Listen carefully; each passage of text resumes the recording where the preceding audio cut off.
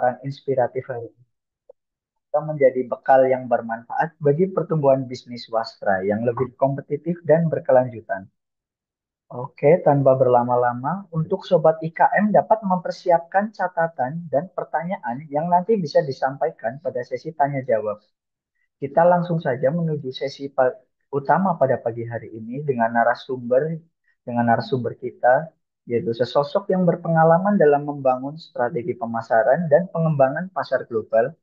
Beliau adalah Ibu Lady, Direktur PT IMN. Dalam sesi ini beliau akan membagikan tentang satu, tips dan trik menyusun strategi pemasaran, dua, cara menerapkan strategi pemasaran, tiga, cara ekspansi pasar dari dalam negeri mau ke global, empat, cara mencapai segmentasi pasar yang lebih luas, dan lima, cara membaca tren pasar yang sesuai dengan brand image.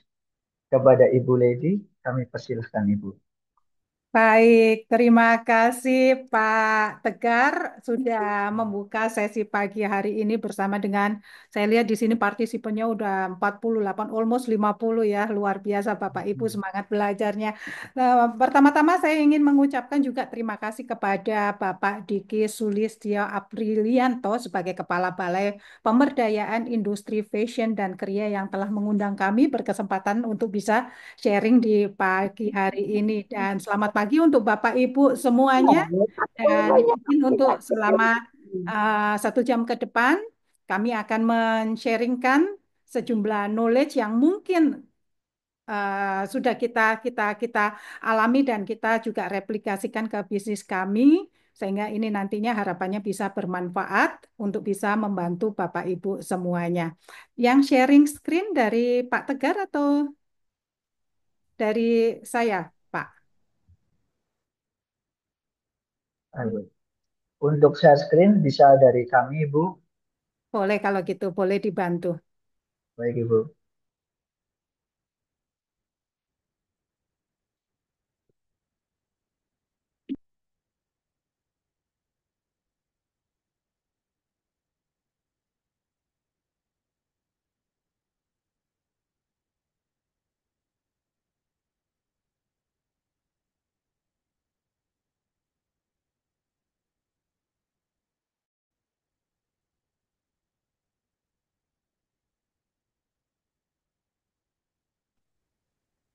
Sambil Pak Tegar menyiapkan slide-nya, boleh Bapak Ibu disampaikan di chat, Bapak Ibu hadir dari lokasi mana ini dari Indonesia? Tadi saya dengar ada yang dari Kalimantan juga ya. Silakan untuk bisa diketikkan di kolom chat sehingga saya tahu audiens kita pagi hari ini berasal dari mana saja. Pontianak, Kalimantan Barat, luar biasa Ibu Siti. Manda dari Jakarta. Good morning Ibu Manda, salam kenal. Bu Rahma dari Bima, luar biasa. Bu Sabira dari Depok, Sanggau, luar biasa. Ini seluruh Nusantara ini pagi ini yang hadir. Bahkan Ibu Evi dari Ambon Maluku, dari Riau. Sangat satu Indonesianya hadir semuanya di pagi hari ini. Luar biasa Bapak Ibu. Padang hadir Ibu, yes. Sanggau, Kudus, Kediri, Semarang, Magelang. Yang dari Bali ada yang dari Bali?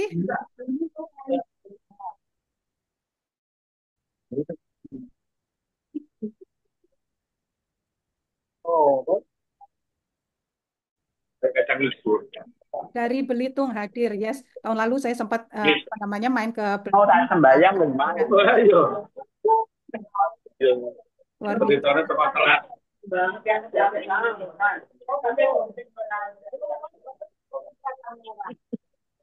Ini kacang tanah. Ini kacang apa? Kawet. Kacang tanah. Kacang tanah. Semangat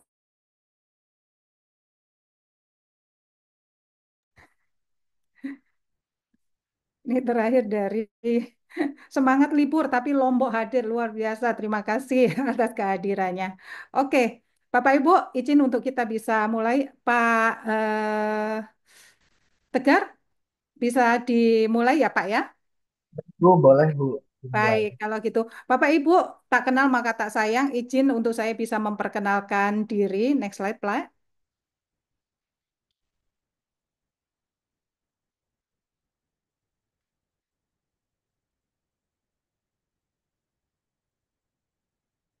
Oke, nama saya Lurus Lediati, biasa dipanggil sebagai Lady dan sebagai seorang pebisnis. Saya berlatar belakang alumni dari Teknik Industri ITS Surabaya dan kemudian berkecimpung di sejumlah lini bisnis yang sengaja kita create dalam rangka untuk bisa sama-sama berkontribusi menciptakan lapangan pekerjaan dan juga mengangkat produk-produk dari Indonesia yang harapannya nantinya akan bisa bantu untuk bisa meningkatkan devisa negara. Saya sendiri ada apa namanya lini bisnis di PT Arkelindo Bara Sejahtera yang bergerak di bidang produsen pabrikan untuk briket tarang kelapa untuk kebutuhan ekspor di Kelapa Niaga Berkah juga kita di bidang distribusi sekaligus shipping untuk produk-produk briket yang diperuntukkan untuk market ekspor. Dan saya bersama dengan partner saya, Ibu Shirley, kami berdua adalah founder dan saya sebagai director untuk di International Multinusa, sebuah perusahaan yang menaungi perdagangan untuk apa namanya produk-produk agricultural dan juga produk crafting gitu ya. Saya juga sebagai Max Octogard International Director yang bergerak di bidang packaging untuk shipping. Dan kalau Bapak Ibu pas berkesempatan berjalan-jalan ke Jakarta, saya izin untuk bisa mengundang hadir ke Klasika Cafe BSD City untuk kita bisa ngopi bersama di kafe saya ya Bapak Ibu. Selain tergabung apa namanya di bisnis, saya juga aktif terlibat di dalam satu komunitas yang berisi para pebisnis owner, di mana kita saling bekerja sama mereferensikan bisnis kita dengan jaringan global. Saya sendiri di sana, role saya sebagai Senior Growth Director Consultant di Business Network Internasional dan aktif juga berkiprah sebagai Wakil Ketua 9 Hubungan Internasional Ikatan Wanita Pengusaha Indonesia. Dan sebagai layaknya seorang pribadi dan pebisnis, satu moto yang menjadi hal yang selalu saya pegang teguh prinsipnya, I want to live with purpose and can contribute with the impact for the greater society.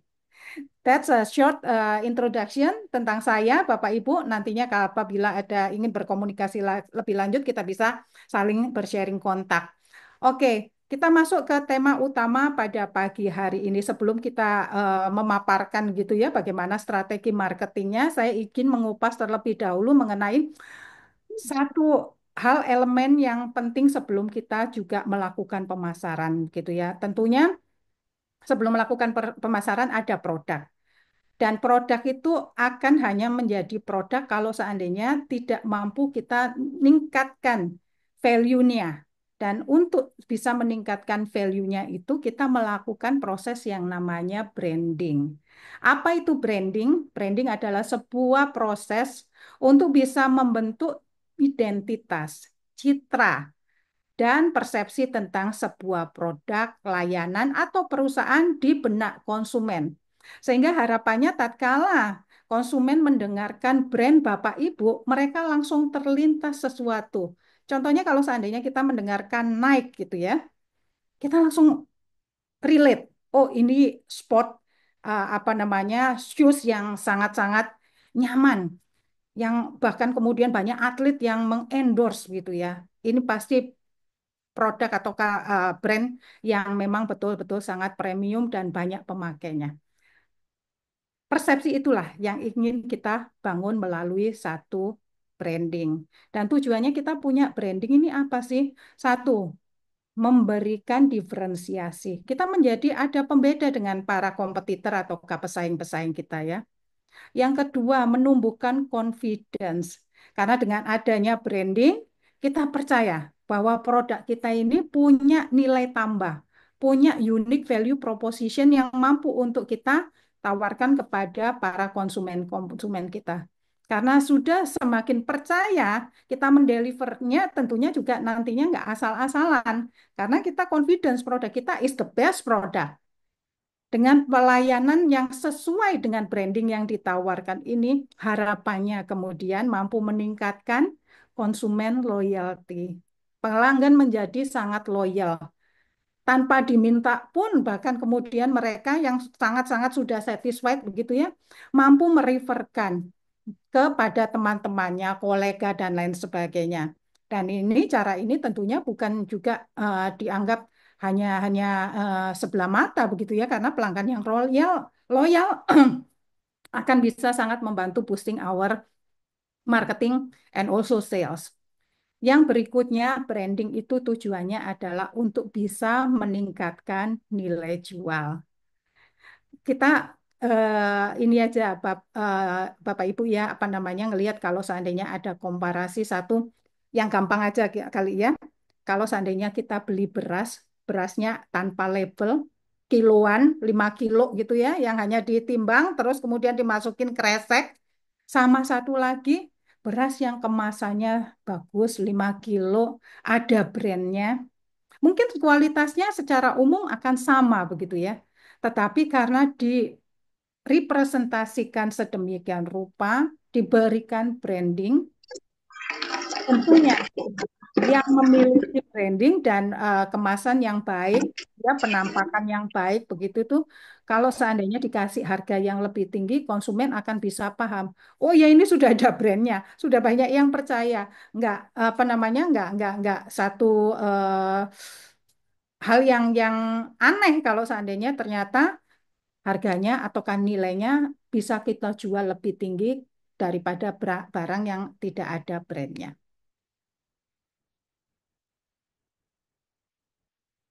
Lalu kemudian Bapak Ibu, setelah kita paham mengenai branding begitu ya, nextnya Pak, slide sebelumnya, slide keempat. Nah, apa saja kemudian elemen yang ada dalam satu branding? Jadi yang pertama tentunya nama, identitas, karena nama adalah identitas paling awal yang dikenal oleh konsumen. Harapannya Bapak Ibu dalam memberikan nama sak produk kita mohon untuk jangan asal-asalan juga gitu ya. Kita harus mikirin benar-benar karena nama adalah doa gitu ya. Kalau namanya itu baik dan merepresentasikan brand kita, orang harapannya akan lebih nancep. Namanya akan ada di top of mind-nya para konsumen-konsumen kita. Yang kedua elemennya adalah logo, simbol visual yang merepresentasikan brand kita. Coca-Cola warnanya merah gitu ya, karena ingin menghadirkan semangat. Kalau seandainya habis minum ini langsung energinya bertambah, semangat begitu ya. Begitu juga dengan brand kita. Apa yang ingin kita bawa warnanya supaya orang kalau ngelihat brand kita mereka akan feel something. Ketiga adalah warna menciptakan yang ketiga warna menciptakan emosi dan persepsi tadi sudah sempat saya sampaikan. Yang berikutnya adalah tipografi atau font. Gaya huruf yang dipakai di logo, website, kemasan dan sebagainya itu juga merepresentasikan mengenai brand kita. Kalau Times New Roman atau Arial gitu ya. Oh, ini tegas untuk brand-brand yang misalnya ingin kita arahkan untuk ke yang formal begitu ya. Tapi untuk font yang lain, untuk yang santai, untuk kebutuhan yang anak muda, kita juga bisa pilihkan opsinya. Sehingga siapapun yang melihat pertama kali begitu itu akan reflect, oh ini mungkin target marketnya untuk mereka-mereka yang muda. Karena font yang dipilih adalah yang santai, informal, seperti itu. Tagline. Tagline ini juga sangat penting. Kalimat pendek yang kuat tetapi mudah diingat. Bapak Ibu, expert menyampaikan gitu ya bahwa brain otak kita itu hanya bisa menampung 7 short term memories dalam 20 sampai 30 detik. Sehingga kita perlu membuat satu tagline yang nggak perlu panjang-panjang karena daya memorinya manusia itu untuk mengingat sesuatu apa namanya in a short term itu hanya 7. Jadi kurang lebih kata yang mampu diingat itu hanya 7. That's why makanya manfaatkan untuk bisa membuat tagline yang menarik yang masuk dalam koridor durasi 20 sampai 30 detik yang diingat oleh manusia. Kenapa kemudian begitu kemudian kita mendengar just do it, kita langsung ingatnya naik. Karena sudah didesain sedemikian rupa supaya in a short term mereka akan ada di top of mind-nya kita sebagai para konsumennya. Next slide, please. Berikutnya, komponen dari elemen brand adalah kemasan. Ada yang menyampaikan don't judge book by its cover. But for me, for us sebagai pebisnis begitu ya, apalagi yang jualannya produk, kemasan adalah something. Karena secara visual, orang akan bisa ngelihat dari kemasannya terlebih dahulu. Meskipun isinya dalamannya mungkin sama gitu ya. Sama-sama roti bolu, tapi satunya dikasih kertas mika biasa, yang satunya dikasih hard box, di label yang mewah begitu ya packagingnya. Harganya yang di sini misalnya kita jualnya 200.000, yang di sini jualannya 500-600.000, orang nggak komplain karena tampilannya sudah sedemikian rupa mendukung apa namanya pencitraan dari produknya. Yang berikutnya adalah gaya bahasa, cara brand berbicara di media sosial, iklan, dan seterusnya itu juga nantinya mendefinisikan brand kita ini mau ditempatkan kemana. Kalau bahasa yang kita gunakan adalah bahasa santai ala kaula muda, oh berarti segmentasinya akan kita arahkan ke yang sana. Tapi kalau berbahasa yang formal, mungkin target marketnya adalah beliau-beliau yang di usia di atas 40 tahun dan secara gender gitu masuk ke ibu-ibu misalnya seperti itu. Jadi itu juga menentukan bagaimana kita akan membawa brand kita. Berikutnya adalah brand personality. Seperti apa sih brand kita ini kalau seandainya diibaratkan sebagai seorang manusia? Kita pengennya brand ini dikenal sebagai brand yang usianya muda kah? Personality-nya itu elegan, lucu, tegas, ceria. It depends on our apa namanya development, kemana branding kita nantinya akan kita bawa. Yang berikutnya adalah brand value, prinsip dan kepercayaan yang dipegang oleh brand kita. Jadi kalau seandainya prinsip atau brand kita ini memang kita prioritaskan untuk menjaga warisan budaya Indonesia. Kemanapun campaign yang kita lakukan, kemanapun aktivitas marketing yang kita lakukan harus bertumpu pada value brand kita ini, yaitu menjaga warisan budaya Indonesia. Tentunya masing-masing produk punya value sendiri-sendiri yang Bapak Ibu ingin angkat. Strengthen di area itu dan implementasikan dalam kita berkomunikasi di marketing program yang kita lakukan terhadap brand kita. Yang berikutnya ini sepertinya apa namanya belum ke-update. Yang berikutnya sebetulnya adalah brand experience gitu ya. Bagaimana pelanggan bisa merasakan brand kita mulai dari awal sampai akhir. Karena nantinya itu akan membuat mereka merasakan sense of belonging of the brand. Karena mereka merasakan mulai dari awal menggunakan sampai kemudian nantinya tuntas masa lifetime penggunaan produk yang dia beli begitu ya. Experience is something yang nantinya mereka bisa rasakan secara personally, emotionally, dan bahkan apabila terjadi kepuasan yang sangat luar biasa akan mampu untuk bisa merepresentasikan ataukah mereferalkan ke teman-teman yang lain.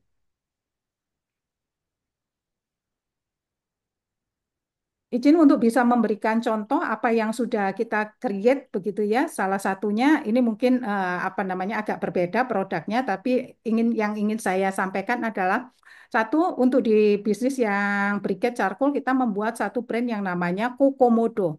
Berasal dari kata coconut, and komodo. Dua-duanya sangat Indonesia. Why? Karena kelapa penghasil terbesar di dunia saat ini adalah dari Indonesia.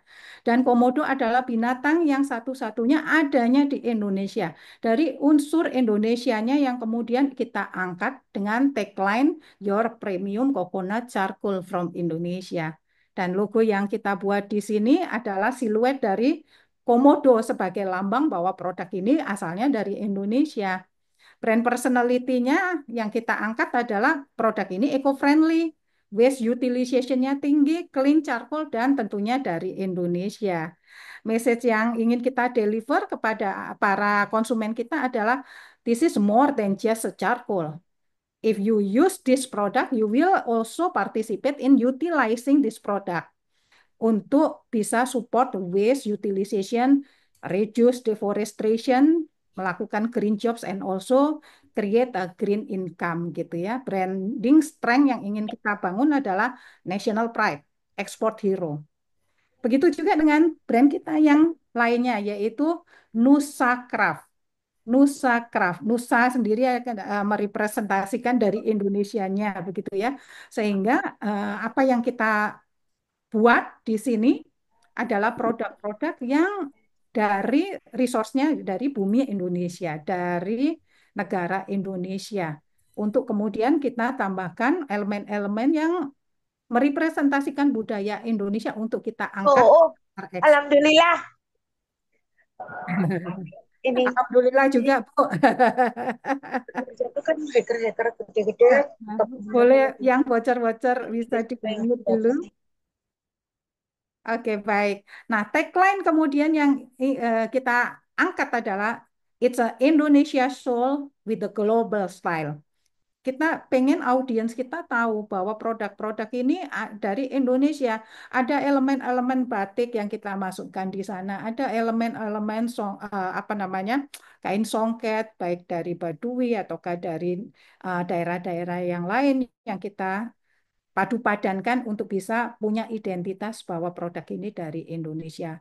Logo yang kita buat asalnya dari bunga lawang, bunga dari Indonesia juga ya. Dan brand personality yang kita angkat adalah culture, heritage, warisan budaya, dan Indonesia. Dan message yang ingin kita deliver kepada audiens kita, it's an Indonesian handcrafted in Indonesia, inspired culture made with heart. Karena kita ingin bahwa produk-produk yang kita buat, terutama handcraft yang craft yang dari Indonesia ini, semuanya meskipun itu produknya adalah produk mass production, tetapi selalu ada komponen-komponen esensial dari Indonesia yang menyertai. Siapapun yang nantinya membeli ataukah menggunakan menerima produk tersebut akan tahu bahwa this is from Indonesia. Next.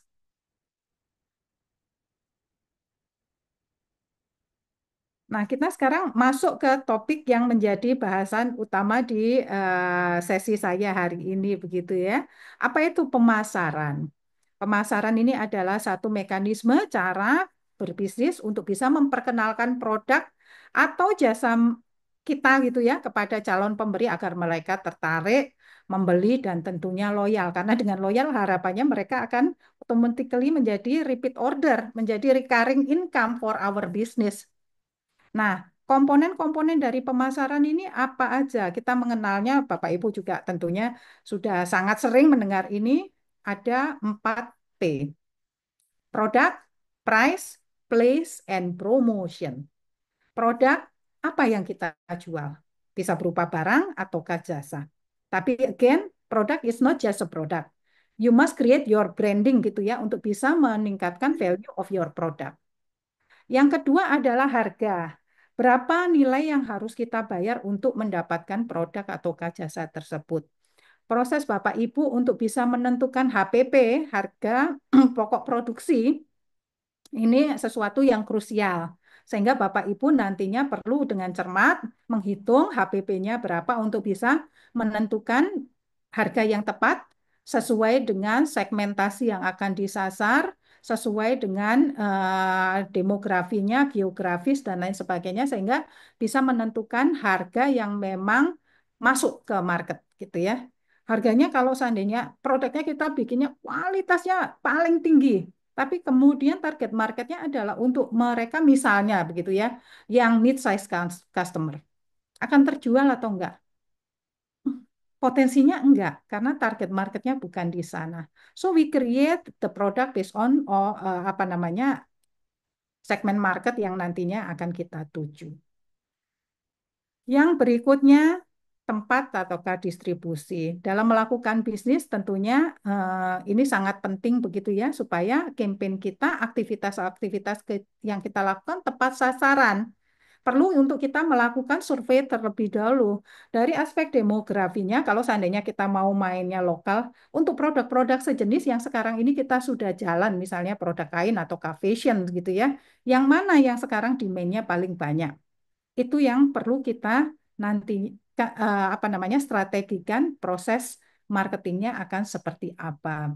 Kalau yang untuk luar negeri juga demikian. Kalau kita perlu untuk bisa melakukan research negara mana yang paling banyak membutuhkan produk-produk ini berdasarkan culture, demografi, terus kemudian trend style di sana. Nanti di bahasan berikutnya akan saya kupas lebih lanjut.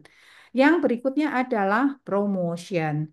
Bagaimana kita mampu menciptakan cara yang menarik perhatian pelanggan melalui iklan, media sosial, promo, baik itu online maupun offline promotion, dan seterusnya. Next slide, please. Nah, Bapak Ibu, jenis-jenis pemasaran itu kan beragam ya. Yang sudah kita lakukan sendiri, hampir semua ini kita lakukan, tapi ada area-area tertentu, oh ternyata ini yang lebih cocok untuk bisnisnya kita.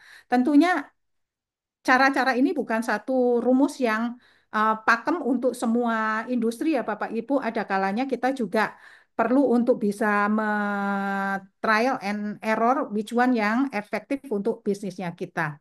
Yang pertama itu melalui pemasaran yang tradisional, pemasaran melalui media konvensional, kita melalui radio, iklan di TV, ataukah mungkin kemudian juga di majalah-majalah bisnis yang sekarang mungkin masih ada beberapa yang melakukan cetak secara ini ya konvensional gitu ya. Atau di dunia yang sudah semakin digital, no boundaries seperti sekarang ini, pemasaran digital ataukah digital marketing juga bisa menjadi opsi, yaitu dengan menggunakan internet dan teknologi digital untuk menjangkau konsumen yang jauh lebih luas lagi. Kerjasama pemasaran melalui konten, yaitu dengan konten marketing. Boleh dilakukan secara in-house, ataukah kalau in-house itu terlalu costly buat saya. Saya sendiri juga pakai akhirnya kemudian freelancer untuk bisa membuatkan konten-konten marketing. Karena banyak sekarang ini di era yang serba digital sekarang ini Bapak Ibu tidak harus kemudian kita punya tim internal, tapi kita bisa bekerja sama dengan party freelancer-freelancer mulai dari yang range-nya apa namanya affordable ataukah yang range-nya enterprise semuanya ada yang mereka bisa mampu untuk bisa membantu kita membuatkan konten yang sesuai dengan bidang kita. Jadi kita fokus di bidang kita, di produksinya misalnya ya, hal-hal yang kemudian menjadi ekspertisnya orang lain kita bisa bekerja sama dengan mereka. Yang berikutnya adalah pemasaran melalui influencer. Kita bisa menggandeng tokoh publik atau influence untuk mempromosikan produk kita, terutama untuk produk kain, fashion, dan lain sebagainya. Saya believe kalau dengan menggunakan pendekatan ini, itu juga akan membantu mendongkrak strategi pemasaran, jangkauan publik tahu mengenai produk kita. Dan sama di saya pun juga pemanfaatkan influencer ini juga apa namanya kita kerjasama dengan mereka-mereka yang di bidangnya tertentu begitu ya, yang spesialisasinya di area kain, craft dan fashion itu yang kita ajak untuk bekerja sama. Apakah nanti influencer yang bidangnya food and beverage akan bisa? Ya bisa, tapi mungkin efektivitasnya, daya jangkauannya nggak seefektif mereka-mereka yang sudah spesialisasi di bidang kain, beauty, and crafting. Lalu kemudian jenis pemasaran yang berikutnya adalah pemasaran dari mulut ke mulut atau word of mouth. Pelanggan Anda yang puas akan merekomendasikan ke orang lain, sehingga orang lain itu umumnya pelanggan yang puas mereferalkan ke orang itu 4 kali lebih tinggi konversinya begitu ya ketimbang dari sumber yang lainnya karena temannya sendiri yang membantu mereferalkan. Jadi umumnya saya akan lebih confidence, saya apa namanya nggak mendengarkan yang lain karena saya sudah dengar dari teman saya yang terpercaya konversinya untuk bisa membeli akan lebih tinggi gitu ya. Dan bahkan dari data juga menyebutkan bahwa customer yang diperoleh dari referral program itu umumnya mereka akan meningkatkan omset kita 16% lebih tinggi tiap tahunnya dari konsumen yang diperoleh dari sumber metode pemasaran yang lainnya. Why? Karena di situ tuh terikat emosional, terikat satu trust karena direferalkan oleh mereka yang kita percaya.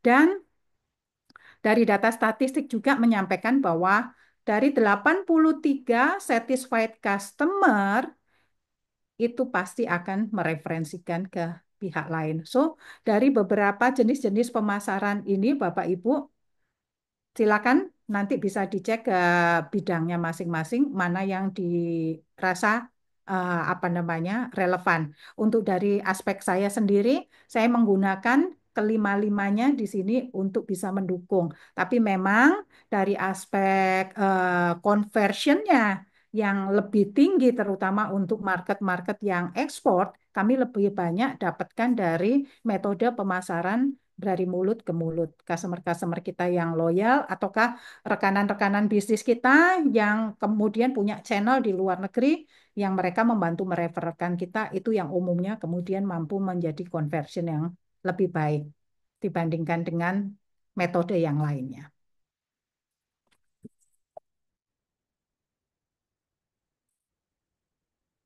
Sekarang kita masuk ke tips dan trik strategi pemasaran ini seperti apa. Mungkin yang ini lebih ke arah untuk yang relevan untuk yang dalam negeri maupun yang luar negeri, tetapi kebanyakan mungkin ini saya kupas dari aspek yang dalam negerinya terlebih dahulu ya Bapak Ibu. Apapun pemasaran yang kita mau pakai caranya dari 5 area yang sebelumnya tadi kita kupas gitu ya. Yang pasti yang harus kita lakukan pertama kali adalah kita harus mengenali target market yang akan kita sasar dengan jelas. Tujuannya apa? Supaya tepat sasaran, nggak mubazir effort yang kita lakukan begitu ya.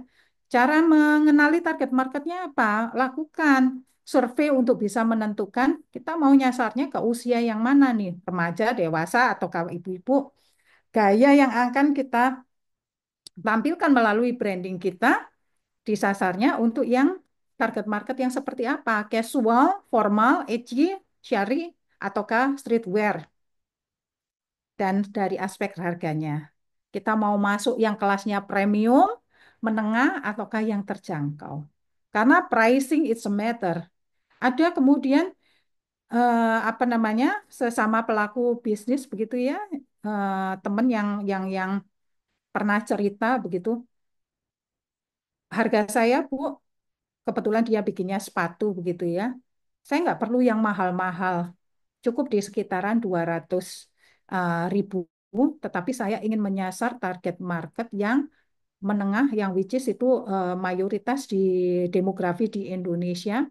Dan volumenya dia 1 bulan akhirnya mampu untuk bisa mencapai jutaan. Kalau harganya murah, volumenya banyak, this is something. So the right strategi untuk bisa menentukan target market yang akan kita sasar seperti apa, itu akan menentukan keberhasilan strategi marketing kita, Bapak Ibu. Yang kedua adalah fokus di media sosial, terutama kalau wastra, terus kemudian fashion, beauty, ini sangat-sangat it's a must untuk bisa apa namanya memanfaatkan teknologi ini gitu ya, karena fashion it's something that sangat visual gitu ya, sehingga diharapkan untuk bisa orang mampu melihat dan kemudian memberikan penilaian yang baik. Oh ya, saya cocok dengan ini, saya mau beli. Sehingga perlu untuk ditampilkan kainnya segala itu ditampilkan dalam foto dan video yang estetik, baik secara ini ya, lookbook, flat lay, ataukah behind the skin-nya itu juga sangat bagus. Jadi sebelum apa sesi pagi hari ini tadi berjalan sempat diputarkan satu video. It's not the product, it's the story behind yang umum karena masyarakat kita, apalagi yang di sosial media segala begitu itu, yang dijual adalah story-nya. Produknya mungkin sama, wastranya mungkin sama begitu ya dari apa namanya kota yang satu, produsennya bahkan mungkin sama begitu ya. Tetapi story yang mampu dibangun behind this product could be different. Dan itu yang nantinya akan membangun engagement dengan kita sebagai calon pembelinya. Anda juga nantinya Bapak Ibu juga bekerja sama dengan influencer dan selebgram lokal untuk bisa meningkatkan kepercayaan terhadap produk atau brand Bapak Ibu juga sangat possible dan melakukan konten yang interaktif.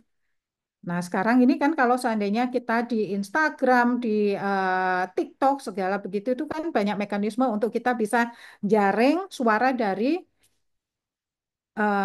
konsumen-konsumen kita melalui polling, Q&A, kadang juga styling tips, dan di situ ternyata kemudian banyak komen-komen yang masuk, ataukah bahkan juga giveaway.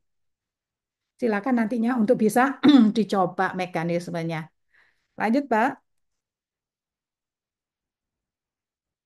Strategi berikutnya adalah di zaman yang serba digital sekarang Bapak Ibu memiliki website ataukah toko online yang profesional is a must. Pastikan bahwa apa namanya website Anda juga karena website ini menampilkan wajah kita ya di depan audiens nasional maupun global yang dilihat adalah di sini. Nggak punya store online onsite gitu ya, nggak apa-apa. Yang penting online-nya juga sekarang ada representable-nya. Nggak sedikit perusahaan-perusahaan yang sekarang ini juga malah kemudian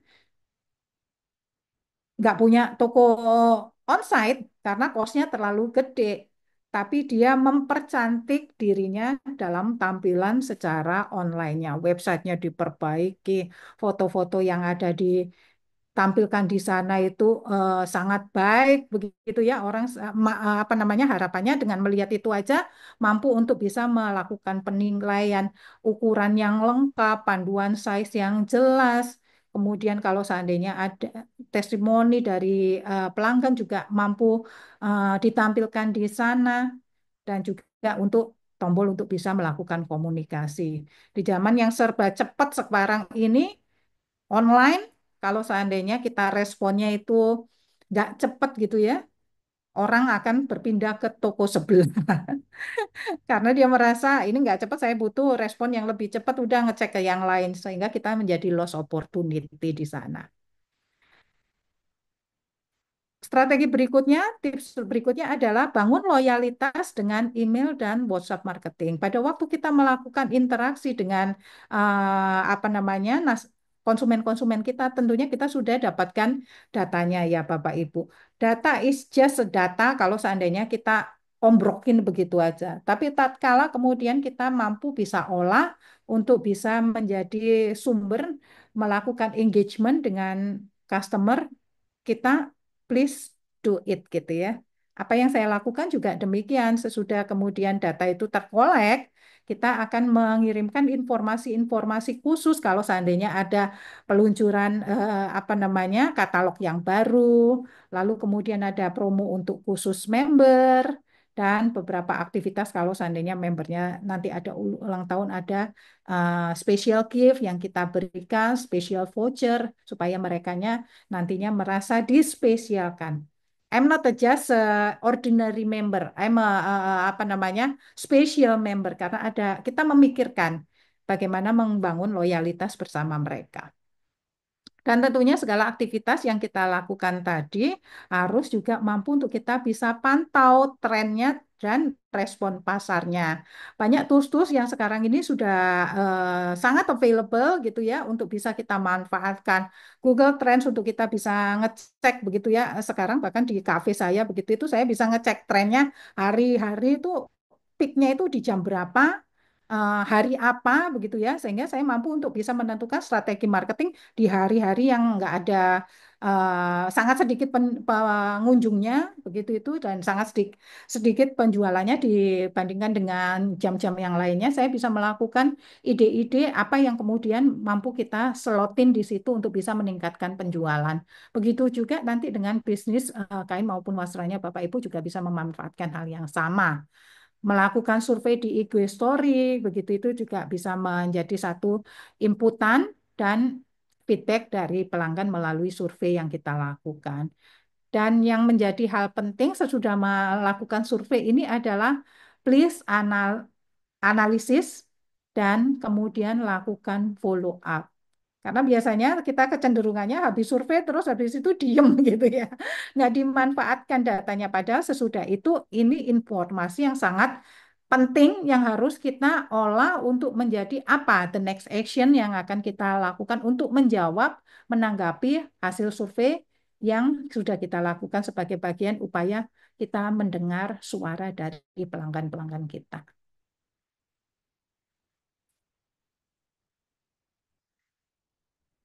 Tips berikutnya, Bapak Ibu, Anda harus juga membangun komunitas, bukan hanya jualan. Termasuk di lingkungan bisnis yang apa namanya kami lakukan, begitu ya. Kita juga mengajak beberapa orang untuk bisa menjadi brand ambassador, terutama mereka customer-customer yang sudah loyal kemanapun dia pergi selalu juga ingat terhadap kita, jadi relevan untuk kita ajak bisa berkolaborasi. Terus kemudian kita juga bisa membuat konten pelanggan dan repost mereka punya produk apa namanya mereka diminta untuk repost produk punya kita begitu ya sehingga kita saling bisa kolaborate bersama.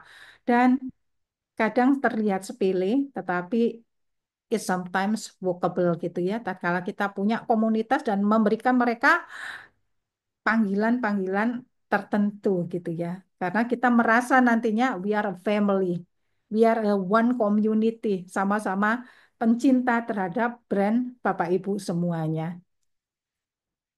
Tips berikutnya untuk membangun loyalitas dengan email dan WhatsApp marketing. Ini yang apa namanya umumnya datanya kalau seandainya sudah ada kita dapatkan kita bisa lakukan hal ini. Ada beberapa metode, terutama yang WhatsApp itu ada yang berbayar, tetapi ada di komponen tertentu yang up to 100, if I'm not mistaken, itu tidak berbayar. Jadi tergantung konsumennya Bapak Ibu sekarang ini sudah mencapai berapa, ini bisa dilakukan. Yang saya maksudkan berbayar itu karena engagementnya bisa auto begitu ya. Tetapi kalau seandainya Anda, oh customer saya masih dalam jangkauan bisa termanage secara manual, kita WhatsApp broadcast begitu itu silakan untuk bisa dilakukan. Gunakan tagline dan pesan brand yang kuat. Contohnya kalau seandainya tagline-tagline yang ini ya, yang banyak beredar untuk produk-produk yang fashion atau wastra adalah anggun dalam kesederhanaan, gaya tanpa batas setiap harinya, atau bukan cuma pakaian, tapi ini adalah pernyataan diri. So create your tagline. Remember yang di depan tadi saya sampaikan mengenai branding, otak manusia mampu menangkap 7 short term memories atau kurang lebih 7 kata dalam 20 up to 30 second dalam 20 sampai 30 detik. Ciptakan tagline Anda dan buat itu menjadi di top of mind konsumen-konsumen Anda.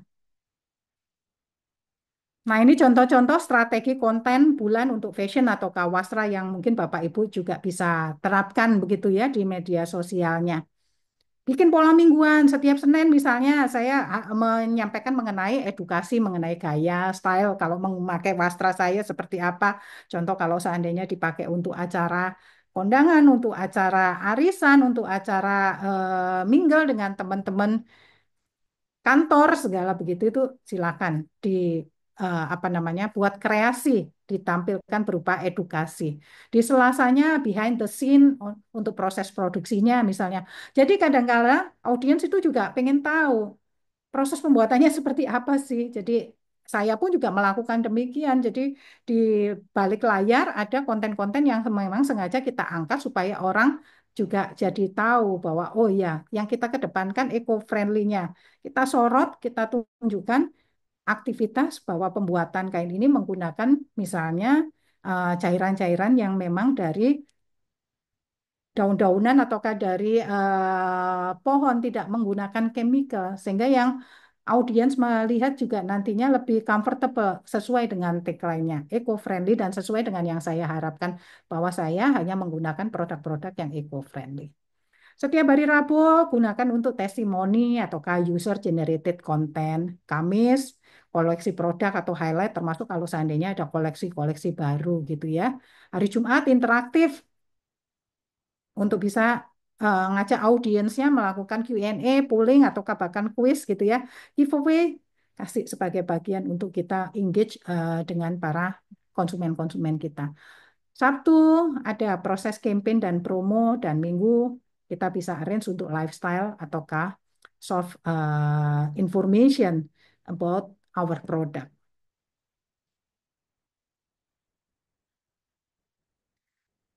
Nah, tadi kebanyakan saya mengupas dari aspek dalam negerinya. Apakah yang dalam negeri tadi itu nggak relevan untuk luar negeri? Yes, tentunya tetap relevan. Tapi ini yang di konteks kali ini saya lebih ke highlight apa saja sih yang harus kita siapkan kalau seandainya kita sudah mau go ekspor.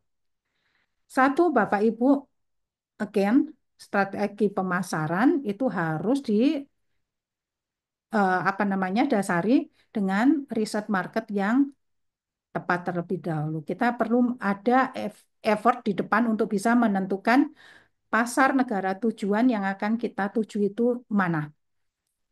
Apakah ada permintaan produk kita di negara tersebut? Siapa saja kompetitor kita di sana? Budaya, selera, trennya di sana seperti apa?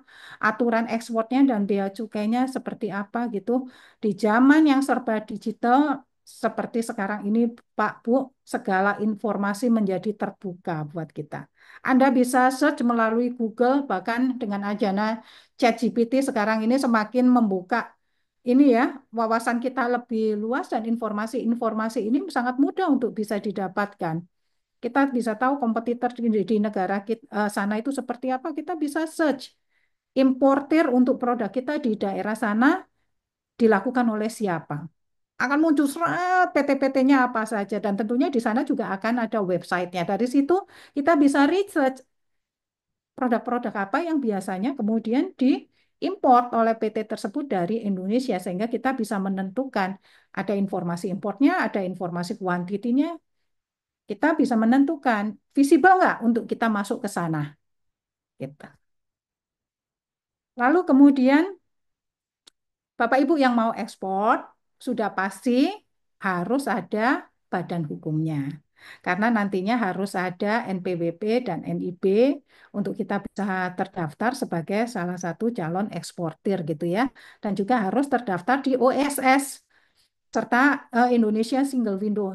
Sekarang Bapak Ibu, pemerintah itu sangat-sangat mempermudah untuk ekspor, sehingga nggak ada kesulitan yang berarti untuk Bapak Ibu yang mau go to export dari aspek administrasi maupun ininya ya, kelengkapan kelengkapan administrasi yang dibutuhkan, karena semuanya serba online dan bisa dimonitor statusnya ada di mana secara lebih mudah begitu ya. Berikutnya adalah persiapkan produk yang sesuai standar internasional. Kalau produk Bapak Ibu mau diekspor untuk ke Singapura atau kan apa namanya negara-negara yang berbahasa Inggris, pastikan menggunakan labelnya juga bahasa Inggris. Packagingnya juga yang ada di packagingnya atau aturan penggunaannya segala begitu itu di dalam bahasa Inggris. Kalau kita mau ekspornya ke Jerman, ya ada bahasa Jermannya juga. Itu juga yang saya lakukan. Jadi kurang lebih kita di masing-masing negara itu kita sudah mengikuti regulasi ataukah policy yang berlaku di negara tersebut. Sertifikasi jika diperlukan juga mohon untuk bisa disertakan. Untuk produk-produk tertentu, umumnya juga ada sertifikasi tertentu yang perlu untuk disesuaikan dengan kebutuhan dari negara penerimanya. Standar kualitas dan pengemasan internasional juga wajib di-follow untuk bisa compliance. Sehingga pada waktu kita sudah mengirimkan lolos dari Indonesia, harapan juga lolos juga di negara yang penerimanya sesuai dan compliance dengan mereka punya requirement.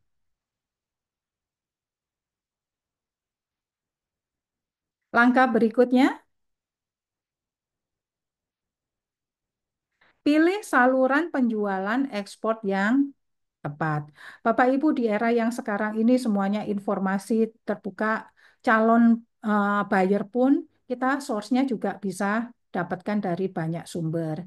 Salah satunya bisa melalui direct export gitu ya. Langsung kita ketemu dengan calon buyernya, dapat informasi calon buyernya ini dari mana, bisa kita cari dari internet untuk apa namanya, potensi-potensi PT-PT yang import barang sejenis kita untuk di negaranya. Mereka menjadi potensial yang bisa kita hubungin terlebih dahulu untuk kita berikan introduction. Banyak juga kemudian marketplace global yang beredar sekarang ini di mana membantu untuk bisa mempertemukan antara produsen dengan calon pembelinya. Bisa B2C maupun B2B. Bisa bisnis to bisnis ataukah bisnis to customer langsung.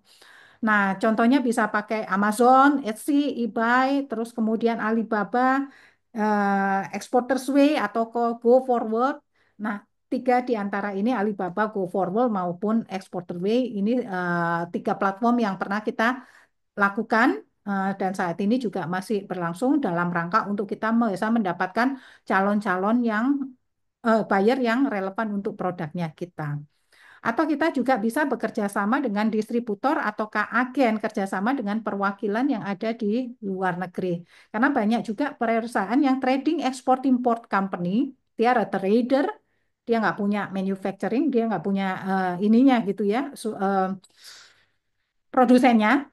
Kita yang kemudian ada dan kita bisa kerjasama dengan mereka untuk mereka membantu memasarkan produk kita di negaranya. Berikutnya adaptasi strategi pemasarannya. Gunakan bahasa lokal yang tadi ya, apa namanya untuk petunjuknya dan lain sebagainya. Website itu sediakan juga untuk bahasa-bahasa yang menyasar negara yang kita mau tuju. Contoh di salah satu website saya sengaja untuk put 5 bahasa di sana. Karena target marketnya itu yang akan disasar. Dan bahasa Indonesia, bahasa Inggris, kita masukkan bahasa Rusia, Turki, kemudian Jerman, dan juga Arab Saudi.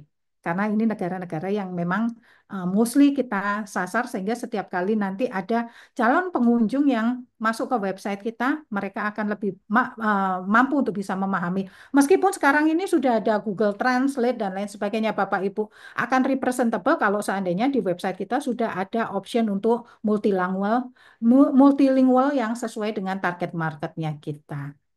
Dan langkah berikutnya kita juga bisa ikut pameran dan program pemerintah begitu ya dari pemerintah sendiri Kementerian Perdagangan ini juga sering mengadakan ini expo-expo bersama begitu ya yang mengajak salah satunya kita untuk bisa saling bekerja sama untuk memasarkan produk kita ke luar negeri. Trade Expo Indonesia setiap tahun juga diselenggarakan program-program dari Kemendak, Bekraf, Dinas Perdagangan masing-masing provinsi maupun secara pusat gitu ya sering ada program-program yang tentunya kita bisa manfaatkan bersama dan lakukan juga proses business matching virtual expo dengan buyer internasional. Jadi perbanyak network kita untuk bisa menjangkau potensial market yang lebih luas. Next, Pak. Kalau seandainya untuk produk-produk begitu ya, yang mampu untuk bisa dikirimkan tidak harus full container, tapi bisa apa namanya eh, tertentu gitu, 1 kubik misalnya, lakukan proses uji pasar lewat small shipment gitu ya. Mulai kita bisa mungkin melakukan dropshipping ke sana gitu ya, kirim sampel kecil-kecil dalam kuantiti yang kecil terlebih dahulu untuk bisa tes the market terlebih dahulu. Apakah market acceptable untuk produknya kita.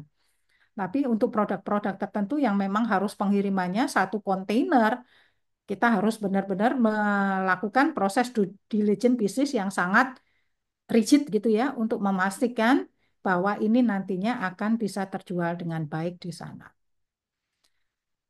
Yang berikutnya tipsnya adalah bangun branding Anda secara global juga.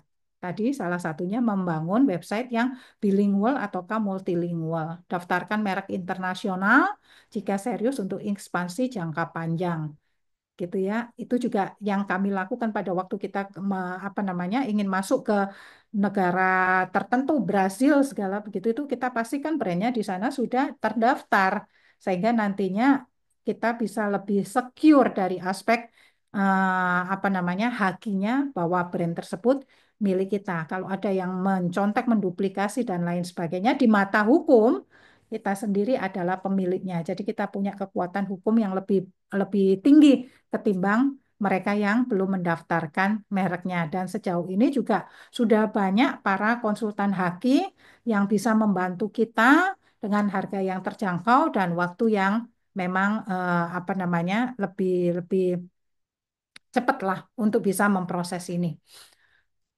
Kita juga diperlukan untuk bisa aktif di LinkedIn, Instagram, dan email marketing secara internasional begitu ya untuk bisa memperluas jaringan kita.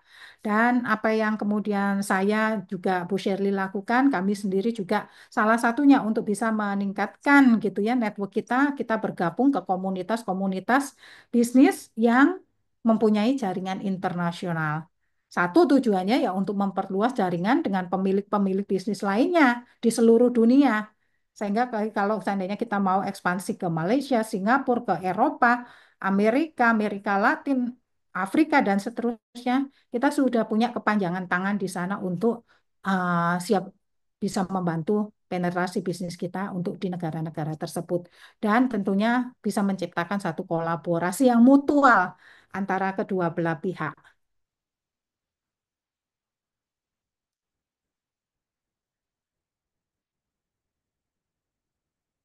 Aktivitas-aktivitas marketing, branding yang tadi kami sudah sampaikan di depan dan sudah kita trial and error.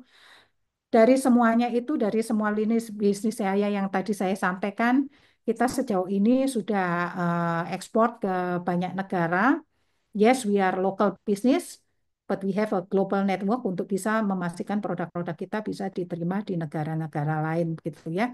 Mulai dari Rusia, Ukraine, US sampai ke yang sebelah kanan ini di Jerman, UK dan terakhir kita juga saya ekspor ke China dan India untuk produk-produk yang kami produksi.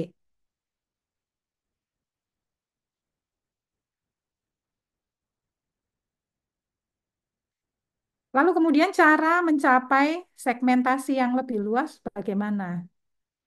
Yang pertama tentunya kita harus kenali terlebih dahulu semua potensi segmen yang produk kita bisa masuk gitu ya. Baik dari aspek demografinya, usia, gender, penghasilan. Ini perlu kita research. Geografisnya, kota besar, kota kecil, atau ke luar negeri, seberapa potensial market size yang mampu kita dapatkan di situ, juga kita harus melakukan research. Psikografisnya, gaya hidupnya, hobi, dan nilai-nilai yang dianut di sana, itu juga berpengaruh untuk nantinya kita menentukan strategi segmentasi, memperluas segmentasinya, dan perilaku dari orang-orang yang ada di sana, frekuensi belanjanya, loyalitas, respon terhadap satu promo, ada bahkan kemudian negara yang ah, ada promo nggak, promo pun nggak impact, karena mereka sudah merasa ini kebutuhan tiap hari saya harus konsumsi sehingga apa namanya mereka dengan willingnya dengan untuk bisa spend some money untuk bisa make sure produk itu selalu ada. Yang berikutnya adalah lakukan untuk memperluas segmentasi, lakukan diversifikasi produk. Kalau seandainya di awal produk kita adalah kita create-nya basic produk, oh kayaknya digunakan untuk segmentasi yang apa namanya low end lah. Yang penting bisa masuk terlebih dahulu, harganya terjangkau, kuantitinya yang kemudian kita kejar supaya apa namanya omsetnya juga nantinya bertumbuh gitu ya. Tapi ternyata di target market yang seperti ini ada loh berdasarkan riset kita, mereka-mereka yang mampu punya spending power yang lebih tinggi. Tapi mereka kualitasnya mintanya juga jangan ya disamakan dengan yang basic product. Mulai kita create produk yang premium. Kita bisa melakukan diferensiasi dari aspek model dan lain sebagainya begitu ya, warna. Dan bahkan kemudian kalau seandainya lebih advance lagi, kita buat segmentasi produk yang untuk edisi terbatas. Sehingga orang berbondong-bondong gitu ya untuk bisa mendapatkan produk itu. Karena dengan label ini edisinya terbatas. Tapi juga kita harus tetap komit kalau itu memang terbatas ya benar-benar terbatas. Sehingga orang yang mempunyai produk tersebut merasa pride-nya juga tinggi gitu ya. Karena nggak semua orang punya produk ini.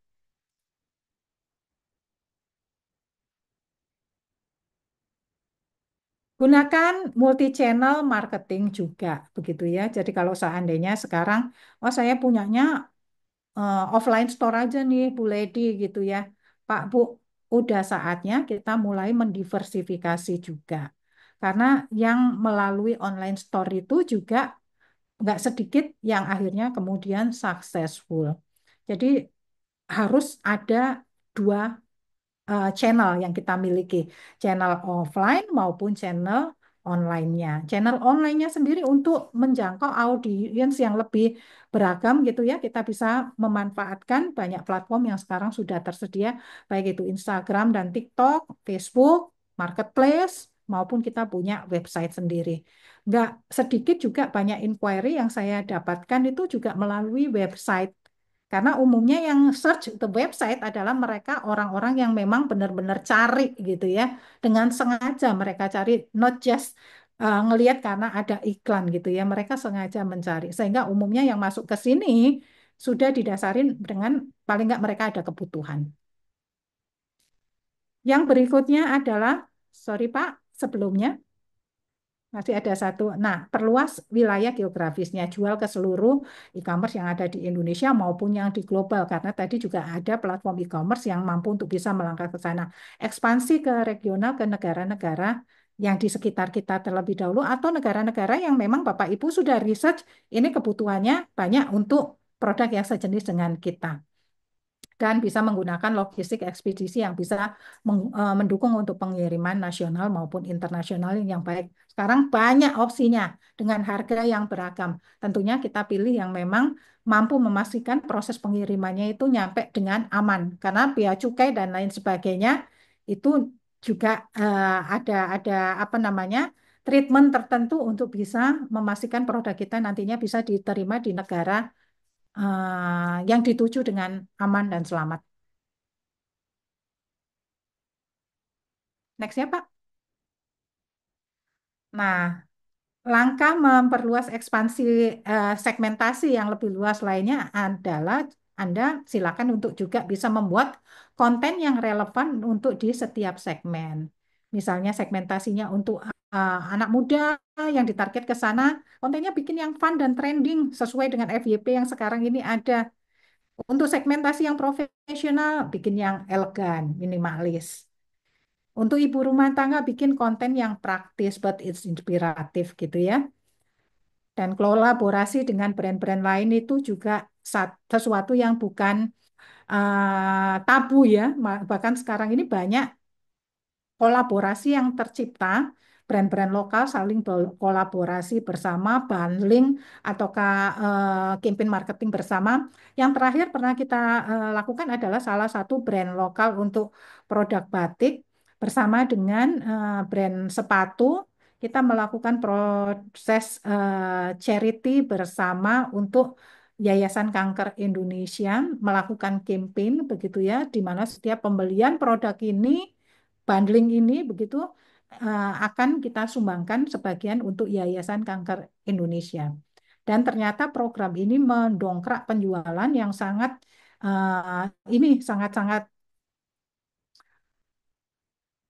signifikan begitu ya, karena ada dasar cerita yang mendasarin bagaimana kampanye ini dibuat dan peruntukannya, sehingga semua orang tergerak untuk ikut berpartisipasi.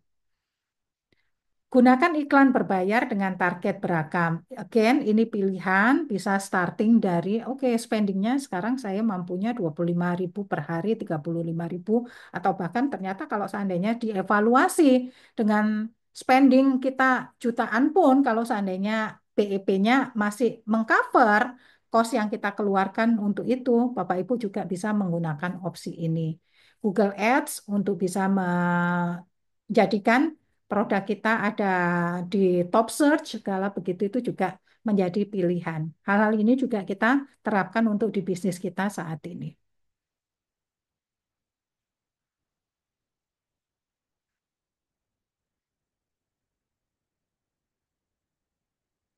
Selanjutnya Bapak Ibu mengenai bagaimana membaca tren pemasaran yang sesuai dengan image brandnya, begitu ya. Bahwa metode pemasaran ataukah marketing yang kita lakukan harapannya itu juga ada dasarnya. Kita tidak akan hanya ikut-ikutan tren gitu ya, tetapi kita memilih tren yang memang relevan dan memperkuat identitas brand kita. Karena it's again, masing-masing produk, masing-masing industri punya spesialisasinya masing-masing, sehingga nantinya nggak semuanya itu mampu untuk di copycat untuk bisa masuk ke brand kita. Yang pertama yang harus kita lakukan untuk bisa membaca tren ini, kenali dulu citra dan brand kita. Sebelum kita bicara tentang tren, kita harus memahami apa kepribadian brand kita, personality brand yang kita pengen angkat ini, brand kita akan mau jadi seperti apa gitu ya. Is it elegan, berani ataukah minimalis? It depend on us. Apakah value yang akan kita angkat juga nantinya berpengaruh juga di sana, dan siapa target marketnya gitu ya. Yang kedua, lakukan pantauan terhadap tren pemasaran ini dari sumber-sumber yang relevan. Banyak sekarang ini juga kita bisa search datanya melalui Google Trends, Pinterest Trend untuk bidang-bidang ataukah bisnis yang sesuai relevan dengan bidang kita gitu. Dan filter mana yang cocok dengan brand kita. Karena tidak semuanya again harus di copy. Justru malah kalau ternyata nggak asal aja begitu personal ataukah branding image yang sudah kita bangun menjadi bias. Ke arah mana sih brand ini mau dibawa begitu ya. Tentunya kita perlu untuk memilih tren tersebut mendukung nggak dengan pesan brand saya. Apakah audiens saya nyaman dan relate nggak dengan tren ini? Dan apakah tren ini bisa saya olah dengan cara yang unik sesuai dengan kita punya personality sendiri gitu. Jadi ATM boleh, amati, tiru, modifikasi sesuai dengan brand image yang memang akan kita bangun terhadap brand kita.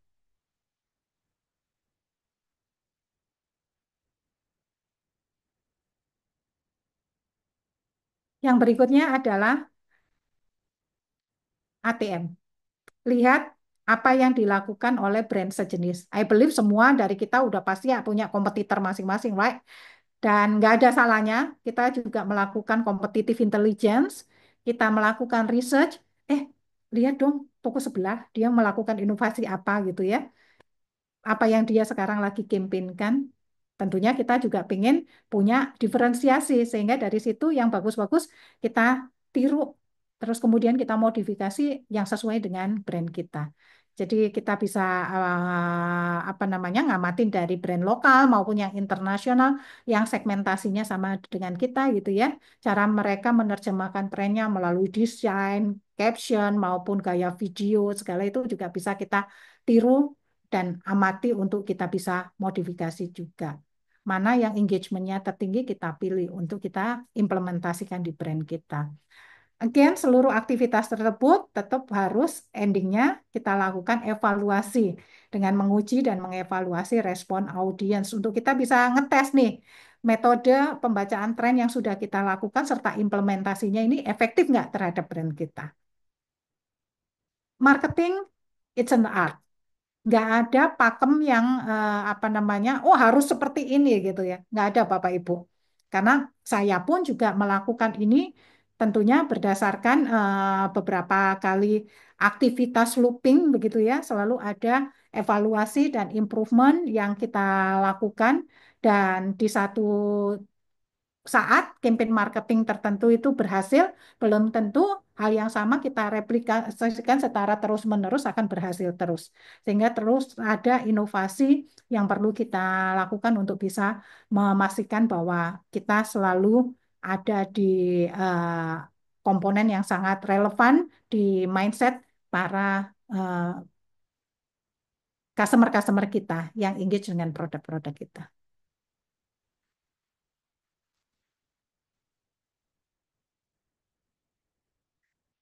Yes, mengakhiri sesi kali ini dari proses branding, strategi marketingnya, how you go to international market, dan gimana kemudian untuk bisa memastikan Bapak Ibu melakukan proses analisis yang baik terhadap proses marketing yang sudah dijalankan, sudah saya paparkan, dan terima kasih atas perhatiannya.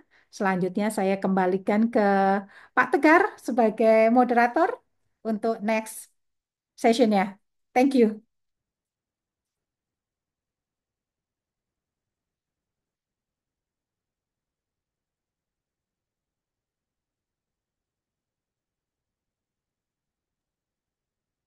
Baik Ibu, terima kasih kepada Ibu Lady atas pemaparan yang sangat kaya akan manfaat. Dan pagi ini kita semua dapat belajar mengenai apa itu branding, apa saja tujuan melakukan branding, lalu elemen-elemen apa saja yang penting dalam proses branding, lalu mulai dari tips and trick menyusun strategi pemasaran, cara menerapkan strategi pemasaran, cara ekspansi dari dalam negeri ke luar negeri, cara mencapai segmentasi pasar yang lebih luas, dan cara membaca tren pemasaran yang sesuai dengan brand image. Dan pastinya banyak wawasan yang bisa langsung diterapkan oleh pelaku IKM dalam mengembangkan jangkauan pasarnya. Baik Ibu, sebelum menuju ke sesi diskusi dan tanya jawab, mohon izin untuk mengingatkan para sobat IKM untuk mengikuti acara hingga selesai karena nanti akan dibagikan link presensi dan link kuesioner di kolom chat dan kita wajib mengisi absensi dan kuesioner karena menjadi syarat untuk mendapatkan sertifikat dan berkesempatan untuk memenangkan giveaway. Baik, untuk selanjutnya kita masuk ke sesi tanya jawab. Baik para sobat IKM boleh untuk raise hand biar nanti kami tim akan menunjuk siapa saja yang akan bertanya. Mohon izin Ibu, boleh dilanjutkan ya. Monggo-monggo Baik. silakan. Ini saya lihat sudah banyak yang wow, Oh meskipun hari ya. libur tapi pada semangat untuk bisa resign. Applause semuanya dong untuk Bapak Ibu yang hadir pada pagi hari ini. Menuju penghujung siang malah tambah ini audiensnya Iya, Pak Tegar. Luar biasa iya. semangatnya. Silakan, monggo Pak. Baik, mungkin bisa dimulai dari Ibu Caroline SWH. Oh ya, terima Silahkan, kasih. Ibu. Silahkan. Ya, halo, selamat pagi, Bu. Selamat Salam pagi, kenal. Ibu Caroline. Iya, Bu. Saya ingin bertanya, tadi kan Ibu ada PPT yang menjelaskan Ibu sudah ada di berbagai negara ya. Itu khusus untuk wastranya atau semua produk yang pernah Ibu fasilitasi, artinya kan ada briket juga tadi ya, atau hanya wastranya saja. Kemudian kalau mungkin kan tadi memang marketing itu art ya Bu ya, bisa macam-macam, bisa mana yang berhasil. Nah, untuk best practice-nya dari Ibu sendiri, khusus untuk yang wasra itu bagaimana? Maksudnya apakah dari sisi marketingnya itu misalnya lewat apa, kemudian pakai distributor atau lewat misalnya diaspora yang ada di luar. Untuk ini terutama untuk yang ekspor ya Bu, maaf. Misalnya untuk yang lewat diaspora atau mungkin lewat apa channel-channel khusus yang lain. Karena kan kalau Wastra setahu saya juga agak sulit ya Betul, dibandingkan dengan komoditas gitu. Karena betul. marketnya lebih niche gitu. Mm-mm. Nah, mungkin boleh di-share Bu. Terima kasih. Baik, terima kasih Bu Caroline pertanyaannya Bu. Yang tadi keseluruhan adalah untuk seluruh lini bisnis kita, tetapi untuk yang produk artnya, craft, kita kemarin sudah sempat kirim untuk ke Hong Kong. Salah satunya adalah pemanfaatannya untuk dijajaki untuk keperluan untuk kafe yang ada di sana. Jadi komponen dari wastranya adalah batik yang kita lengkapkan kepada produk-produk yang kaitannya dengan kitchenware, terus kemudian Hmm. interior wear gitu ya. Jadi bukan Hmm. hanya wastra yang raw ya Bu ya, karena kalau Oh untuk ya, di luar negeri ini kan memang culture-nya agak berbeda, sehingga kami mengemas menjadi sesuatu yang agak apa istilahnya ya, mendukung lifestyle untuk di negara luar, tetapi masih melekatkan nilai budaya Indonesia di sana. Jadi contohnya Bu untuk pembuatan tisu, tempat untuk tisu segala begitu ya. Hmm. Saya bikin kalau seandainya itu bikinnya yang umum dari kain perca biasa begitu ya Bu ya, udah pasti Hmm. saya akan kalah dengan China maupun Vietnam. Karena Hmm. mereka bisa mass production yang tinggi dan harganya kemudian menjadi sangat affordable, sangat terjangkau. Sehingga saya udah Ya. pasti nggak mungkin bisa kompetisi sama mereka. Apa yang kita create, kemudian kita cipta sebuah produk, nama tempat tisu gitu ya, tapi Hmm. kita styling untuk bisa menjadi Hmm. seperti pakaian anak bayi perempuan, pakaian anak bayi laki-laki, dan di sana kami modifikasikan dengan kain batik dari Solo, terus kemudian kain tenun dari Baduy, ada kain songket juga dari Tapanuli yang kita masukkan di sana, sehingga komponen-komponen Indonesianya ada di situ. Memang kalau Hmm. seandainya untuk keperluan ini bukan mass production Bu yang didapatkan, tetapi kita dapatkan untuk premium-premium seperti peruntukannya untuk kafe gitu ya. Kuantitinya mungkin nggak banyak, 100-200 pieces. Tapi in terms of harga, Hmm. kita dapat margin yang lumayan signifikan gitu ya. Sehingga apa namanya, again strateginya adalah kita mau bawa produknya ini ke arah mana gitu. Dan sesuaikan dengan target market yang ada di sana, their culture, penggunaan, lifestyle, dan lain sebagainya. Karena kalau seandainya misalnya begitu ya, dipaksakan untuk mereka yang tinggal misalnya ya Bu ya, misalnya orang Hong Kong diminta untuk pakai kain wastra kita di konteks apa mereka akan pakai, mungkin mereka sendiri juga akan bingung, kecuali kalau target marketnya adalah para diasporanya. Kebetulan yang kita kemarin sempat kirimkan adalah untuk yang warga negaranya yang di sana sendiri gitu dan untuk keperluan industri-industri Horeca Cafe termasuk salah satunya. Oh iya ya. Eh, Oh iya Bu. Nah, mungkin tadi oke Bu itu apa insight yang bagus ya Bu. Lalu bisa sampai sananya gimana Bu? Maksudnya promonya lewat apa gitu channelnya atau memperkenalkannya ke bayarnya itu lewat apa begitu?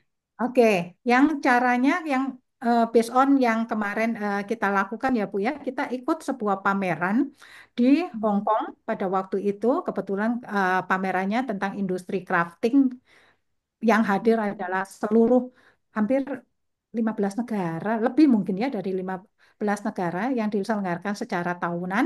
Kita bersama-sama waktu itu apa namanya bekerja sama dengan eh, Kementerian Perdagangan yang ada untuk region di Bali ya Bu ya, bareng-bareng kita Hmm. hadir di sana dan ternyata kemudian pada waktu kita hadir di sana ada juga kita kunjungan ke salah satu rangkaian partner kita yang ada di komunitas Business Network Internasional tersebut yang kemudian apa namanya membawa audiens juga untuk datang ke pameran tersebut, ada salah satunya kemudian yang berminat untuk bisa menjajakin. Jadi hal-hal yang seperti ini secara visual mampu dilihat secara digital, yes. Ngelihat di website kita, yes.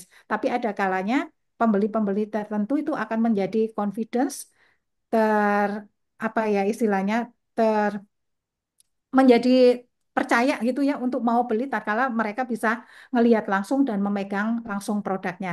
Sehingga komunikasi awal yang kita lakukan sebelumnya lewat introduksi-introduksi awal menjadi lebih terkonvert pada waktu kita bertemu mereka di pameran tersebut. Semoga Hmm. menjawab ya Bu ya. Iya Bu, terima kasih. Yes. Terima kasih berbagi Heeh. pengalamannya. Yes, Bu. Saya Ya. paham bahwa apa namanya lumayan ada effort seperti Ibu tadi yang disampaikan ketimbang di produk komoditi begitu ya. Nah, ini Hmm. makanya kemudian seni kita bagaimana kemudian menampilkan produk-produk kita menjadi komoditi. Artinya Hmm. seperti yang kemudian saya lakukan itu saya nggak apa namanya dengan raw kain aja untuk bisa Hmm. diikan di sana ya. Mungkin ada segmentasi yang bisa beli seperti itu. Tetapi saya mentargetkan supaya dari aspek volume kita juga signifikan. Makanya kemudian ada sebagian strategi yang kita lakukan menjadikan itu sebagai tanda kutip komoditi dengan menciptakan produk-produk turunan yang tadi saya ceritakan. Oh ya, oke Nah, Bu, terima kasih. terima kasih Jadi Ibu. ya bisa untuk produk turunan atau apa ya namanya di apa misalnya home textile atau mungkin Ya, tas gitu ya Bu ya. ya, Ya, oke. betul, betul. Oke Bu, Baik, terima kasih. terima kasih Bu Caroline. Sorry, dari mana tadi Bu Caroline? Nah, saya dari Olinko Bu. Kita social enterprise yang produknya EcoPrint. Dan kita juga Eh, sudah membuat produk yang turunannya misalnya untuk home textile dan tas seperti itu. Jadi nggak oh, hanya pure kain aja gitu. oke, oke. Berarti dari ini ya, Ya, Bu ya, apa namanya, oke, eco dan marketing ya. ya dari botanical dari tanaman. Jadi kalau kita memang nggak terikat dengan budaya, tapi malah jadi lebih umum karena lebih eco-friendly ya pastinya. Nah, Dan jadi di luar itu malah menurut saya lebih acceptable karena lebih umum ya temanya, nggak Indonesia banget sih gitu. betul. Bu, ini sekarang juga menjadi tren global karena apa? Buyer-buyer saya sendiri yang ada di Europe, terutama ya yang US, mereka itu sangat fall in love dengan produk-produk yang berbau eco green environment, eco-friendly. Ya, ya, Untuk menjual ke mereka itu ibaratnya membahasakannya itu jauh lebih gampang karena mereka sekarang banyak mengikuti tren ke sana. Jadi kemudian banyak hmm, kemudian diolah untuk bisa menjadi baju. Ya memang jadinya nggak Indonesia banget karena biasanya itu kan juga menggunakan apa desain-desain tanaman daun ya, gitu ya. ya betul.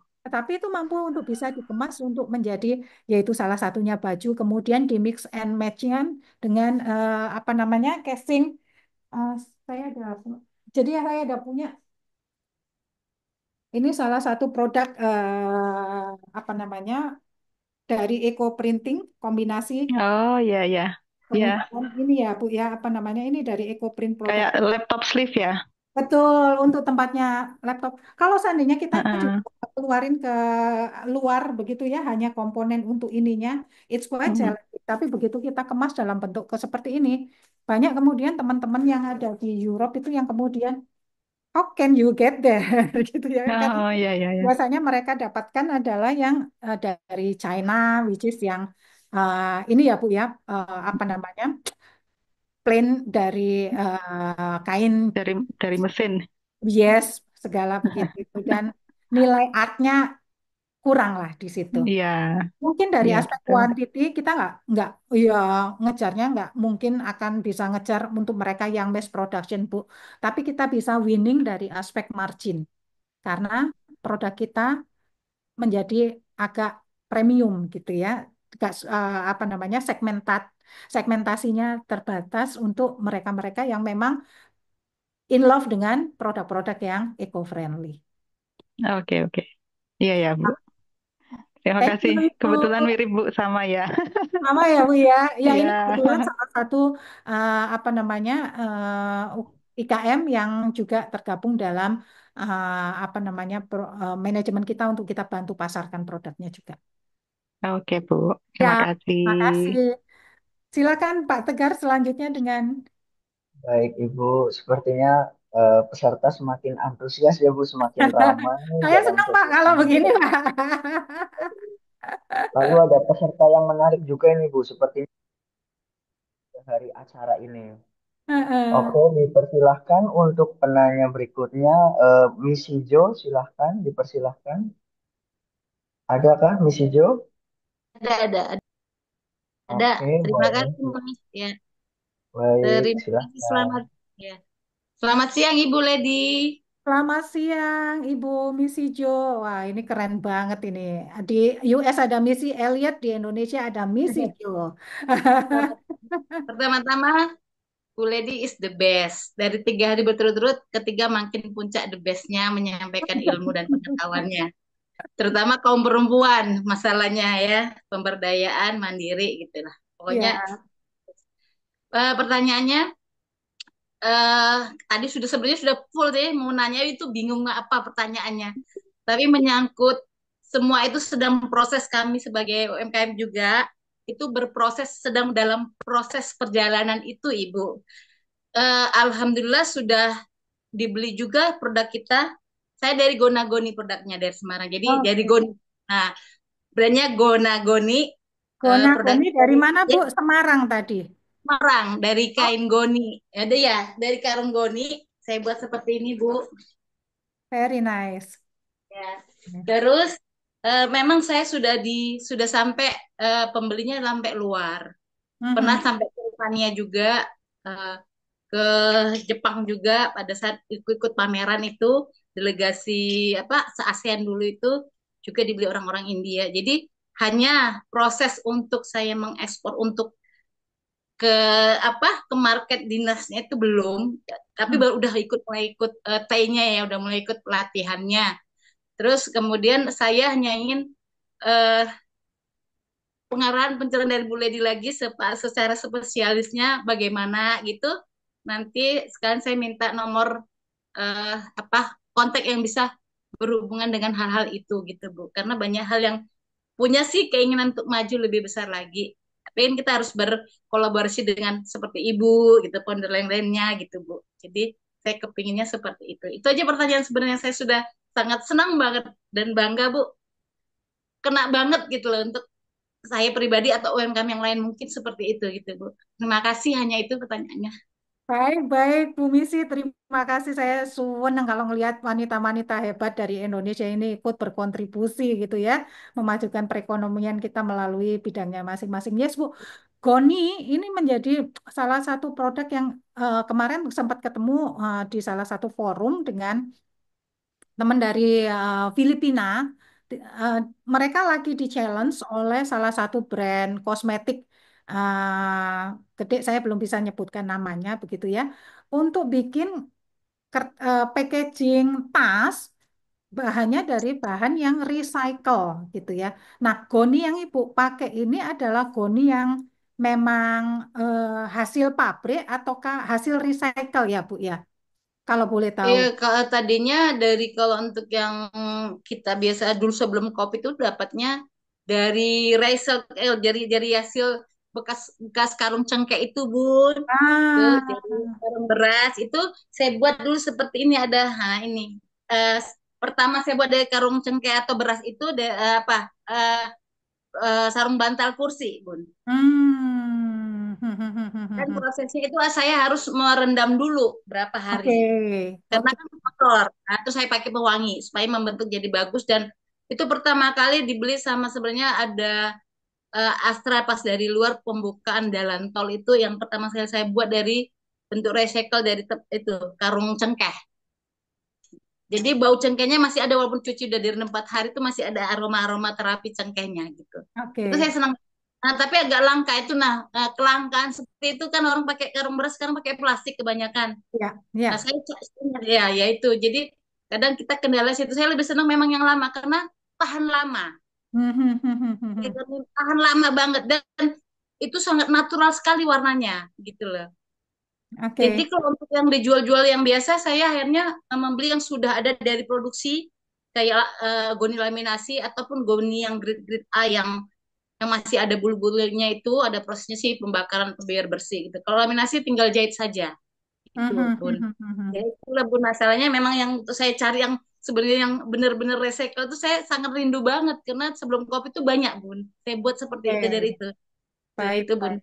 Baik, baik. Emang. Bu, kalau berkenan, boleh nanti ditinggalkan nomornya di kolom chat ya, Bu ya. Saya pengen explore lebih lanjut potensinya. If I've lihat nantinya memang match dengan kebutuhan teman yang saya Filipin, ini mungkin nanti kita bisa ngobrol lebih lanjut gitu ya terkait dengan kemampuan kapasitas produksi Ibu juga bagaimana gitu karena kebetulan yang ada requirement-nya ini adalah salah satu brand kosmetik yang tentunya kalau seandainya membutuhkan kuantitinya juga akan lumayan signifikan juga. Bu, boleh tahu kalau di tempat Ibu sendiri yang bikin ini hanya Ibu ataukah ada teman-teman lain dalam satu kawasan Ada yang memproduksi hal yang sama? saya ada tiga, ada Jadi, beberapa sih waktu Semarang tuh kayaknya tahun berapa itu 2018 saya masih buat sendiri. Terus setelah itu ada teman-teman sih yang buat juga. Tapi mungkin ada yang modelnya nggak karungnya asli begitu, yang masih ada campur yang sintetis gitu. Jadi kalau saya memang kena namanya Gona ini saya harus produksi walaupun tidak tidak mengurangi yang lain minta bahan dari apa saya terima, tapi saya tetap yang utama Goni brand saya itu tidak hilang. Karena itu siap, penolakan pertama itu Mamperca ditolak sama Kemenhub. Terus saya ya. buat oh ini ada spesial yang unik dan menarik eksotik kata yang medianya bilang begitu gitu Bu. Jadi saya terus cari ini karung-karung Goni saya lagi cari-cari juga ada beberapa udah dapat gitu Bun. Agak sulit sekarang karena proses teknologinya itu plastik yang praktis kan orang-orang gitu Bun. Siap, siap, siap. Baik, kalau begitu. Boleh, Bu. Nanti silakan apa namanya, tuliskan nomor chatnya untuk nanti kita bisa kontakkan lebih lanjut ya, Ibu ya. Thank you, Bu Ya. Nisi. Masih Bun, semangat saya semakin jadi semangat banget deg-degan jantung saya. Harus, Makasih ya. Ibu. Iya, matur nuwun, Ibu. Ya. Silakan, Pak Tegar. Wah, semangat sekali ya, Ibu Misi Jo. Ya. Semoga bermanfaat ya, Bu, semua ilmu-ilmunya ya, Bu. Sangat sangat bermanfaat. Ini alhamdulillah banget ini. Ya, terima Mahal ilmu itu mahal kasih banget. ikuti Makasih Mas. webinar ini. Baik, untuk pertanyaan selanjutnya, silahkan untuk Rahma RA, boleh dipersilahkan. Ya. Assalamualaikum, Bu. Waalaikumsalam, Bu Rahma. Good morning. Ya, good morning. Izin, Bu, nggak buka kamera ya. Lagi ada keperluan. Siap, Terima Ibu. kasih sebelumnya atas waktunya, Bu. Menarik sekali ini. Hmm, ya, mungkin saya ini IKM dengan produk aneka daur ulang dari sampah, Bu. Dan Oh, bawang goreng. sorry, aneka daur ulang dari sampah apa, Pak? Bu. Semua sampah saya daur ulang, Bu. Termasuk bungkus kopi, kardus, botol Hmm. bekas. Ada kursi, ada tikar, tas, dan sebagainya. Dan saya kombinasikan dengan kain perca Mhm. dari kain tenun bima. Mhm. Ya, nah untuk pertanyaan saya, uh, adakah gitu atau bisakah kita bersilaturahmi dengan ibu berkelanjutan untuk kita bisa mengekspor produk-produk kita itu ini Bu.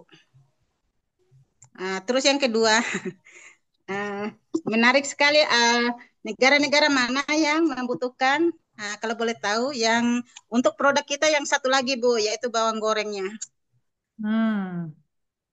Alhamdulillah kita sudah lengkap semua untuk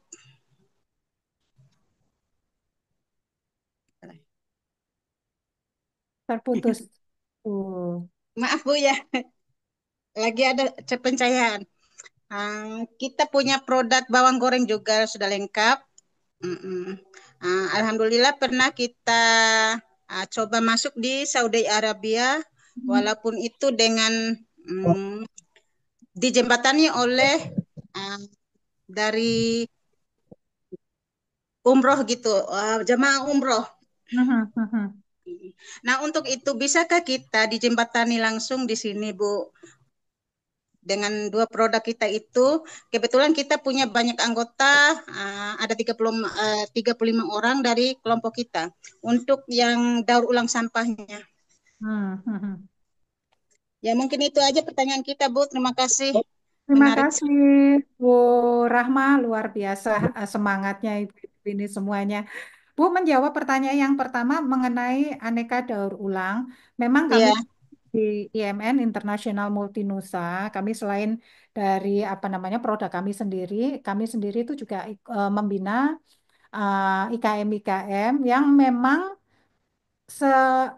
visi dengan kita. Jadi visi dari kita sendiri adalah umumnya kita ambil produk-produk yang satu eco-friendly, mendorong untuk juga pemanfaatan recycle produk dan tentunya sustainability environment gitu. Saya kalau ngelihat dari apa namanya visinya ini udah sama nih dengan apa yang kita usung. Mungkin yang berikutnya nantinya saya perlu tahu produk turunannya ini nantinya diolah menjadi apa supaya kita sendiri juga bisa mulai untuk bisa memappingkan ke negara mana yang umumnya request untuk hal yang seperti ini. Yang kedua untuk produk bawang goreng ya Bu, kalau di lokal sendiri kan memang demandnya juga lumayan tinggi dan banyak juga teman-teman yang bergerak di bidang F&B yang di komunitas kita sendiri begitu itu yang umumnya juga request ini. Sementara ini kita sourcingnya banyak kan ngambilnya dari Brebes dan seterusnya gitu ya. Tapi dengan sekarang ini juga banyak ini ya Bu ya, umroh dan haji dari Indonesia, bahkan teman-teman dari negara Malaysia sekarang ini lagi approach request ke saya untuk dibantu membuat satu kolaborasi dengan teman-teman yang ada di Indonesia untuk penyedia umroh dan produk-produk pendukungnya. Jadi salah satunya di situ yang di request adalah makanan, makanan siap sajinya ya. Jadi tinggal manasin segala semacam produsen-produsen rendang lah. Nah, mungkin juga produsen untuk bawang goreng ini akan relevan juga. Jadi nanti mungkin akan bisa kita explore bersama dan tentunya dari aspek kualitas, harga sekaligus kontinuitas kapabilitas produksi Ibu juga nantinya akan kita kita evaluasi juga ya Bu ya. Karena Ya, Bu. kita ngomong ekspor, buyer itu di mana-mana apa namanya requestnya adalah keberlanjutan untuk pemenuhannya. Karena mereka juga nggak ingin nanti bekerja sama dengan yang sekali kirim satu kontainer habis itu enggak. Sementara dia sudah apa engage sama kita dan mengharapkan kita bisa continuous untuk bisa kirim. Nah, peluangnya ada Ibu, tinggal kita nanti ngobrolin secara teknis detailnya. Ya nanti saya juga konsultasi dengan Pak Tegar juga mekanismenya seperti apa ya. Karena Bapak Ibu semuanya ini kan di bawah naungan dari Pak Tegar dan timnya. Siap untuk bisa Boleh diminta membantu dan nomor HP-nya berkolaborasi. nanti, Bu ya. Boleh, boleh Ibu. Saya akan tinggalkan di kolom chat nantinya. Oke, makasih. Ya, Terima- kebetulan di daerah kita, Bu, produk untuk bawang gorengnya nomor 2 dari Gresik, Bu. Nomor 2 dari Gresik. Iya, Ya, ya, ya, ya. Siap, siap iya, Ibu. iya, makasih banyak, Bu. Terima kasih Bu Rahma. Iya, sama-sama. Baik, terima kasih Bu Rahma atas pertanyaannya dan sesi diskusinya. Untuk selanjutkan dipersilahkan untuk Ibu Rina Osibana. Boleh dipersilahkan Ibu Rina?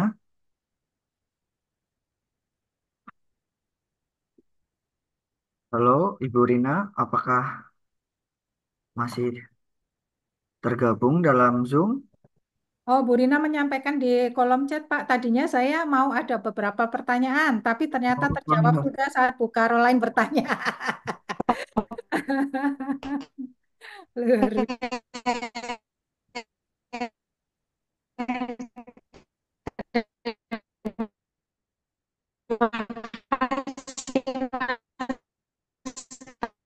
suaranya saya tidak terdengar. mungkin Selamat pagi, Bu Lady. Kasih. Pagi. pagi. Oke, Halo? Ya, Yes, sudah terdengar, Ibu. sudah terdengar? sudah terdengar, Bu Lady? Sudah, Bu. Tadi sempat apa namanya kesulitan untuk mendengarnya. Yang ingin saya tanyakan adalah, ya, untuk kain-kain ekoprint ini di negara mana saja yang apa namanya animo masyarakatnya tinggi ya untuk dijadikan lifestyle. Karena kebetulan saya mendesain kain-kain ekoprint ini by design dan by apa namanya eh, dengan desain dulu gitu loh. Baru kemudian saya tata, oh ini wannabe apa, end product. Nah, kalau Kalau udah ketahuan end produknya apa, baru kemudian saya tata daun-daunnya. Misalnya kalau untuk bikin vase, bunga-bunganya bagian bawah aja, yang atasnya kosong, khusus pakai pewarna alam. Nah, sepanjang pengalaman Bu Ledi selama ini, kalau untuk kain-kain seperti itu, negara mana yang kira-kira cocok untuk dipasarkan? Kalau yang so far, customer tetap saya itu adalah dari Hong Kong, tapi mereka hanya beli kain saja karena culture-nya berbeda dengan kita, jadi mereka pesan kain-kain, lalu nanti mereka desain sesuai selera mereka masing-masing. Saya kan biasa bikin modest wear, kalau mereka mungkin bikin yang side dress, yang atau yang pakai rok mini atau apa, jadi mereka lebih sering beli kain-kain ekoprintnya saja, seperti itu. Kalau produk jadi pasmina, shawl, neck scarf itu yang sutra biasanya dibawa ke Eropa. So far sih itu, cuman saya ingin lebih ekspansif lagi itu gimana caranya Bu Ledi mungkin bisa berkolaborasi kemana atau link ada apa kemarin terakhir sih dari Kementerian Perdagangan Ekspor Impor itu meminta saya mengirim barangnya itu untuk pameran ke Azerbaijan karena Azerbaijan kebanyakan Muslim jadi saya hanya kirim pasmina sama shawl sama hijab jadi baru sampai situ sih pengalaman saya. Mungkin kan Bu Ledi lebih luas dan lebih lama lagi nih pengalamannya. Mohon saran dan masukannya. Terima kasih. Selamat pagi. Selamat pagi, Bu Rina. Terima kasih atas pertanyaannya. Nah, apa namanya, merespon yang tadi disampaikan terkait dengan EcoPrint itu memang based on our analysis gitu ya, Bu ya. Banyak negara-negara yang uh, gemar untuk hal-hal yang seperti ini adalah terutama Europe, Amerika gitu ya. Tapi memang untuk yang ke sana umumnya harus diolah menjadi sesuatu yang seperti produk yang tadi saya ini kan gitu ya, itu sudah diekspornya ke sana dalam bentuk-bentuk yang seperti ini gitu ya, sehingga mereka sendiri menjadi apa namanya yang ready to use and bisa dimanfaatkan untuk segala occasion. Kalau untuk baju dan lain sebagainya, sifatnya mungkin lebih ke arah umumnya ya. Itu mereka requestnya adalah kain untuk kemudian mereka jahit sendiri sesuai dengan keinginan. Tapi yang Hong Kong tadi Ibu sampaikan juga saya dengar di sana itu juga tren ada seperti itu. Malaysia juga beberapa kali ada yang request untuk eco print ini, tapi sifatnya berupa kain dan memang mereka nanti akan mengolah menjadi bentukan produk-produk yang lainnya. Untuk hijab dan pasmina sangat relevan untuk bisa dimulai dikenalkan ke negara-negara yang mayoritas Muslim juga sih Bu. Jadi di Thailand kemarin ini di bulan April itu khusus untuk melakukan aktivitas expo untuk halal produk dan Muslim produk. Sehingga pada waktu itu kebetulan ada salah satu teman kita yang memang bidangnya import barang-barang dari Indonesia untuk dibawa ke Thailand, diikutkan ke pameran tersebut. Salah satunya adalah produk EcoPrint ini gitu yang untuk bisa ditawarkan ke sana. Jadi again satu-satunya satu dari beberapa cara begitu ya Bu yang lumayan efektif untuk bisa meningkatkan visibilitas produknya Ibu adalah rajin juga ikut pameran-pameran seperti itu dan pengembangan network untuk bisa kerjasama dengan perusahaan-perusahaan yang bisa menjadi kepanjangan tangan Ibu untuk membantu memasarkan ke negara-negara tertentu. Jadi yang sekarang ini yang kita sudah punya adalah teman yang memang tujuannya adalah membawa produk-produk Indonesia untuk ke Thailand dan Thailand ini marketnya yang disasar di sana kebetulan kebanyakan adalah Muslim, makanya nggak sedikit dia kemarin itu request ada kurma lah, ada kemudian hijab-hijab dari para pengrajin-pengrajin yang ada di Bandung yang kita bantu konekkan untuk kemudian didistribusikan untuk ke Thailand. Nah, produk Ibu yang EcoPrint yang terutama untuk Muslim ini nantinya bisa dibuatkan satu semacam katalog tersendiri lah Bu untuk bisa nantinya saya bantu perkenalkan ke sana. Siapa tahu juga nantinya akan membantu potensi untuk kolaborasi bersama juga. Terima kasih banyak Bu Ledi. Sama, sama-sama. Baik, Ibu, selesai sudah untuk sesi tanya jawab dan diskusi untuk hari ini. Sebelum menutup sesi diskusi ini, kami mohon kesediaan kepada Ibu Lady untuk menyampaikan closing statement atau pesan kunci bagi para pelaku IKM Fashion Wastra. Mungkin begitu kepada Ibu Lady, kami persilahkan Ibu. Silahkan. Baik, baik Pak Tegar. Bapak Ibu, saya izin mengucapkan terima kasih selama 1,5 jam sudah setia mendengarkan begitu ya. Saya bukan apa namanya paling pinter di sini enggak. Saya cuma berbagi mengenai apa yang sudah kita lakukan dengan tujuan apa yang kita sampaikan ini bermanfaat. Ayo sama-sama Bapak Ibu semuanya kita juga mendorong untuk bisa menjadikan produk-produk wastra Indonesia ini maupun produk-produk yang lainnya ya yang memang menjadi identitasnya Indonesia ini untuk kita bisa sama-sama angkat ke kancah global. Karena siapa lagi kalau seandainya yang mengangkat kalau bukan kita orang Indonesia. Dan satu yang pastinya akan berkontribusi bukan hanya untuk bisa meningkatkan bisnis kita, tapi harapannya juga kita berkontribusi untuk bisa meningkatkan bisnis Indonesia melalui ekspor, kita menjadi pahlawan-pahlawan devisa yang tentunya turut berkontribusi bagi negara dan bagi pembangunan bangsa. Tetap semangat, Ibu Bapak semuanya, selalu pasti ada jalan, makanya melalui mekanisme-mekanisme seperti ini, harapannya akan terbangun silaturahmi, koneksi, untuk kita gotong royong saling membantu, mereferalkan, membantu ngangkut produk-produk yang luar biasa dari Indonesia ini untuk bisa berkiprah di kancah global. Baik, itu aja dari saya, Pak Tegar. Terima kasih atas waktunya. Dan ibu-ibu, bapak-bapak semua, saya juga mengucapkan terima kasih.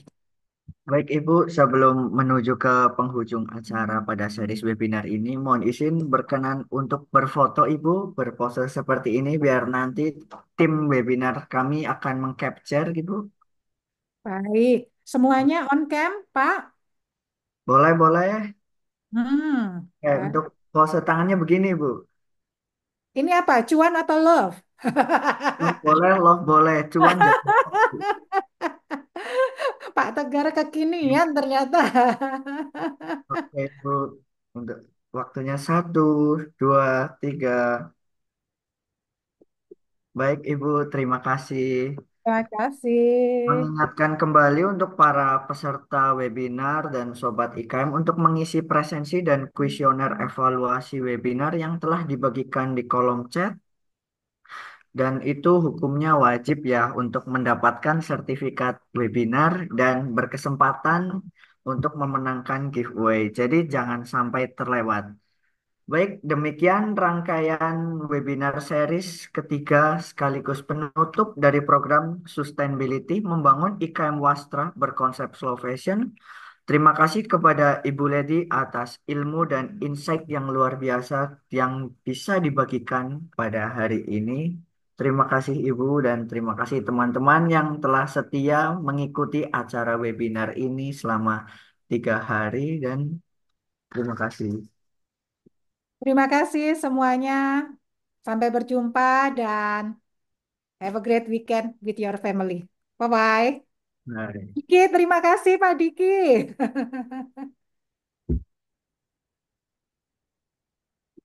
Terima kasih Bu Ledi, Mas Tegar. Baik, sama-sama Pak. Terima kasih.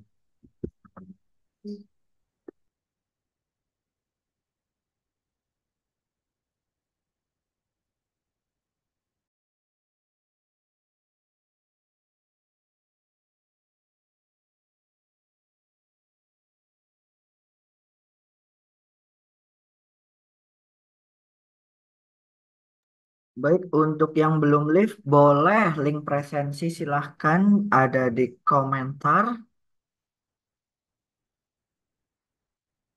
Ya, terima kasih semuanya. Terima kasih.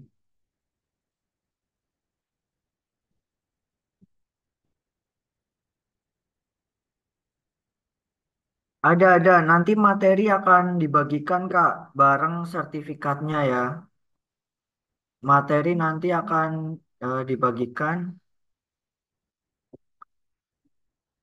dibagikan bersama sertifikat.